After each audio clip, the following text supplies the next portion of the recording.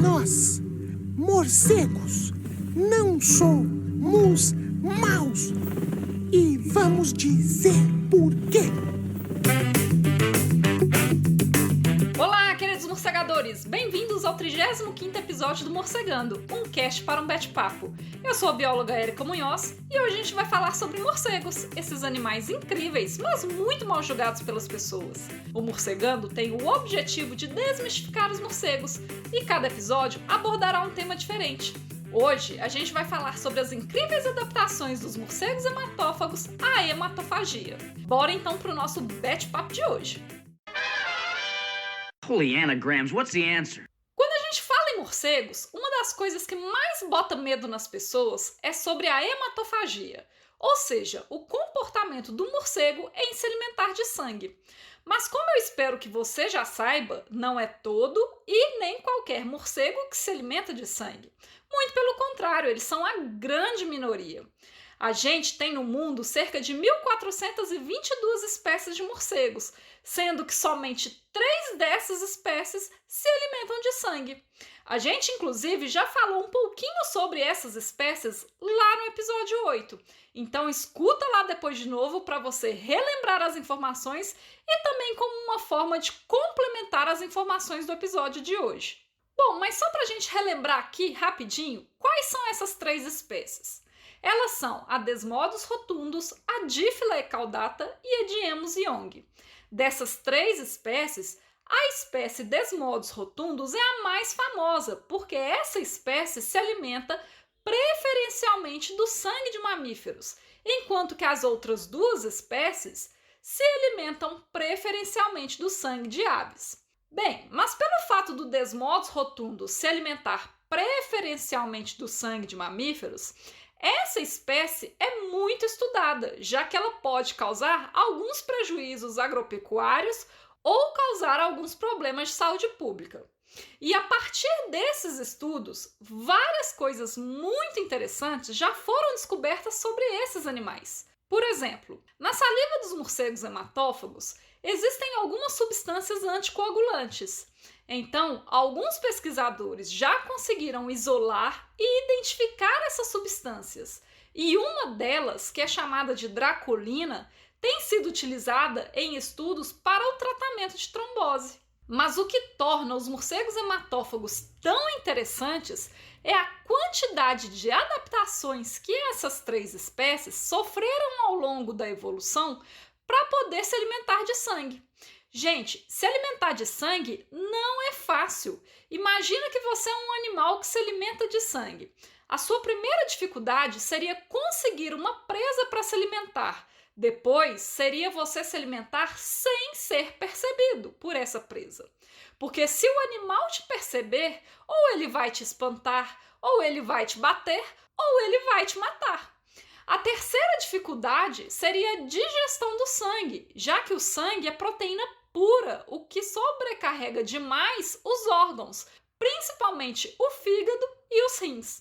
Além disso, o sangue contém algumas substâncias, como o ferro, que podem ser tóxicas caso sejam ingeridas em grandes quantidades. Essas são apenas algumas das dificuldades de uma dieta baseada em sangue. Por isso, animais que se alimentam de sangue não são muito comuns na natureza. Embora a gente tenha vários exemplos, como por exemplo os mosquitos, barbeiros, piolhos, pulga, carrapatos, alguns vermes, entre outros animais, ainda assim eles são a minoria.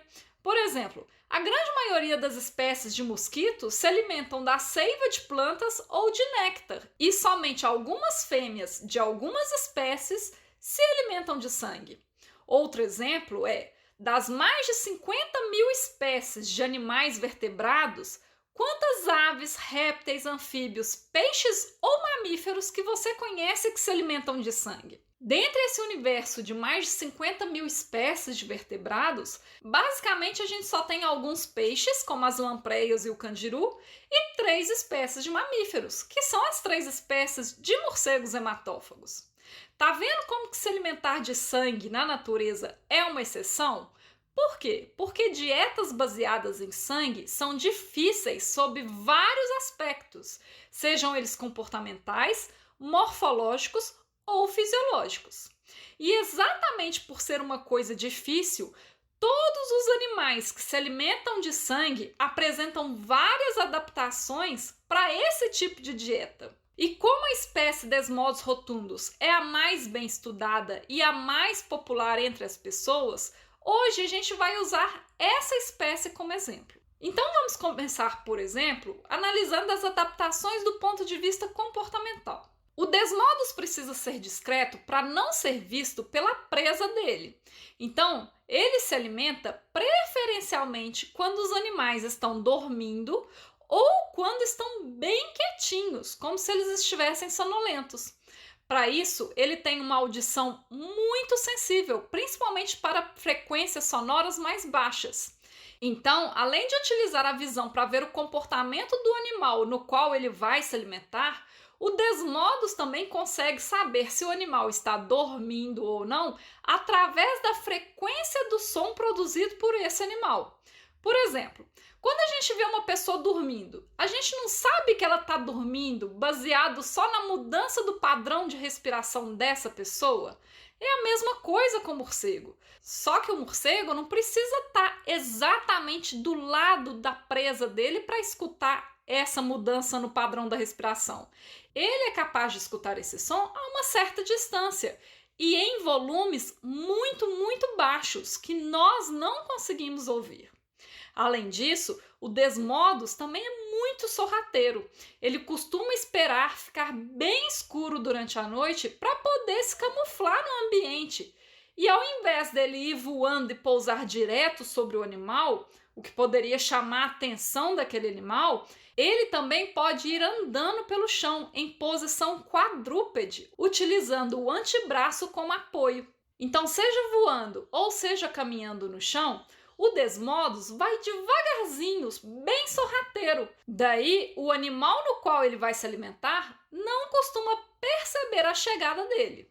Uma adaptação morfológica também muito interessante é a termorrecepção. Embora o corte que o morcego faz na pele do animal seja bem pequenininho e rápido, ele não faz o corte em qualquer lugar.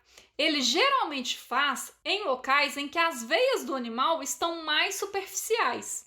E como é que ele descobre qual veia está mais superficial do que a outra? Através da termorrecepção.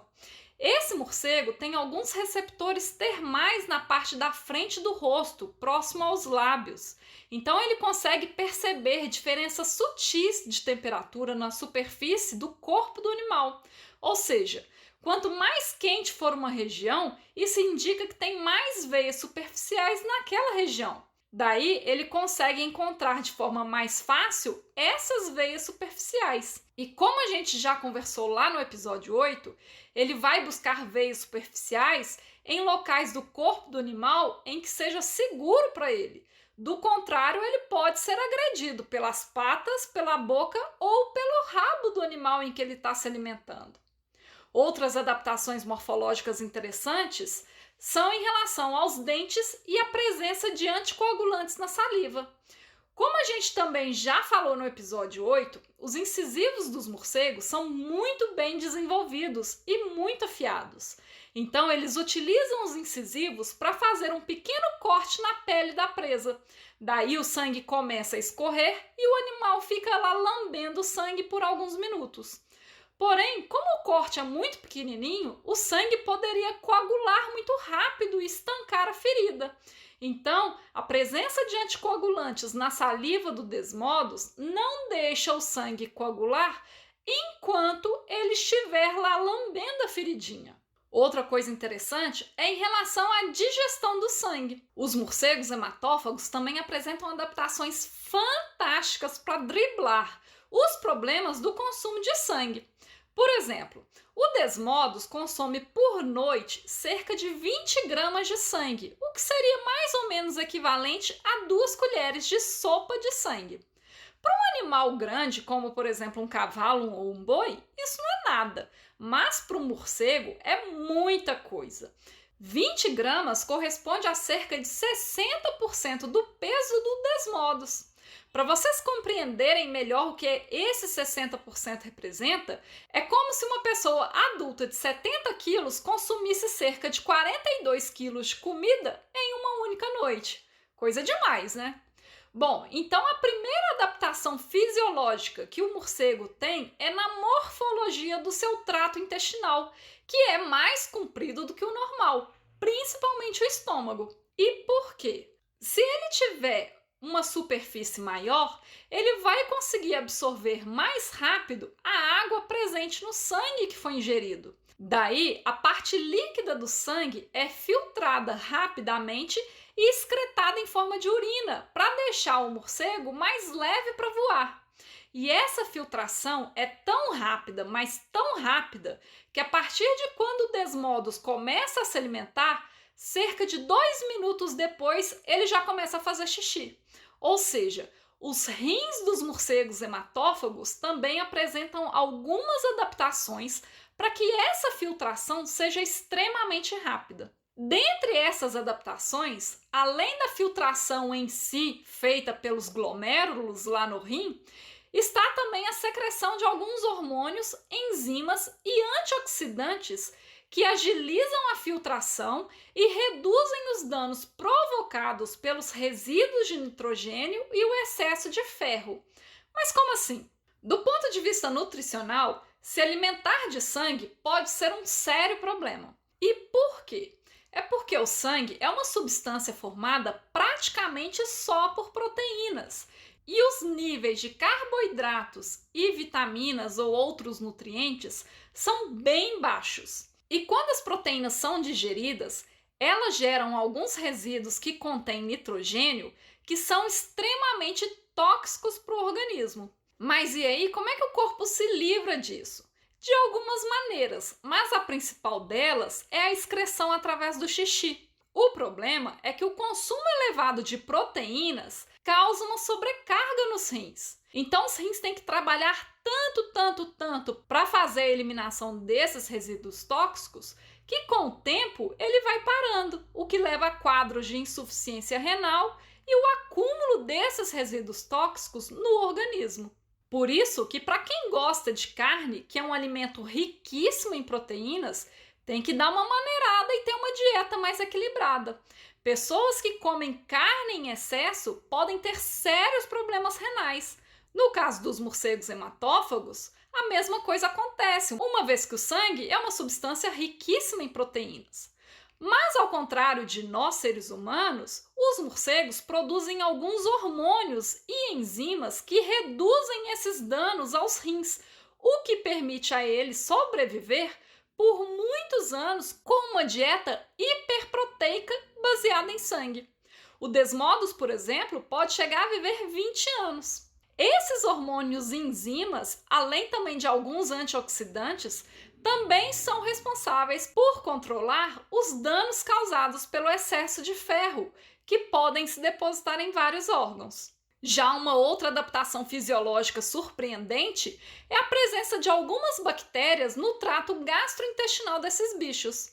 Essas bactérias vivem em simbiose com os morcegos hematófagos, ou seja, elas não prejudicam os animais e ambos podem trazer benefícios um para o outro. No caso, os morcegos fornecem alimento para essas bactérias e as bactérias, por sua vez, ajudam a digerir o sangue e ainda produzem alguns nutrientes para os morcegos.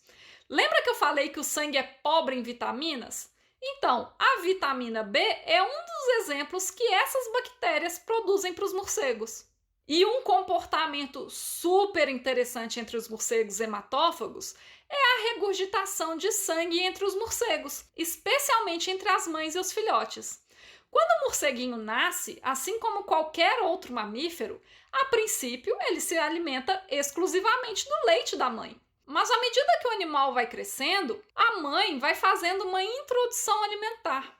Então as fêmeas vão aos poucos regurgitando sangue dentro da boca dos filhotes. E para que isso? para que esses filhotes adquiram essas bactérias presentes no trato gastrointestinal. Daí, quando os filhotes começarem a se alimentar exclusivamente de sangue, eles já terão a própria microbiota intestinal para ajudar na digestão desse sangue. Massa demais, né? Bom, essas são apenas algumas adaptações que os morcegos hematófagos apresentam para a hematofagia, mas existem algumas outras que vão ficar para episódios no futuro. Hoje o Morcegando vai ficando por aqui. Se você tiver alguma dúvida, comentário ou sugestão, envie um e-mail para morcegandocast@gmail.com. Siga também as nossas redes sociais através do @morcegandocast para outros conteúdos exclusivos dessas plataformas e nos ajude a espalhar a palavra dos morcegos por aí. Um bete abraço e até mais!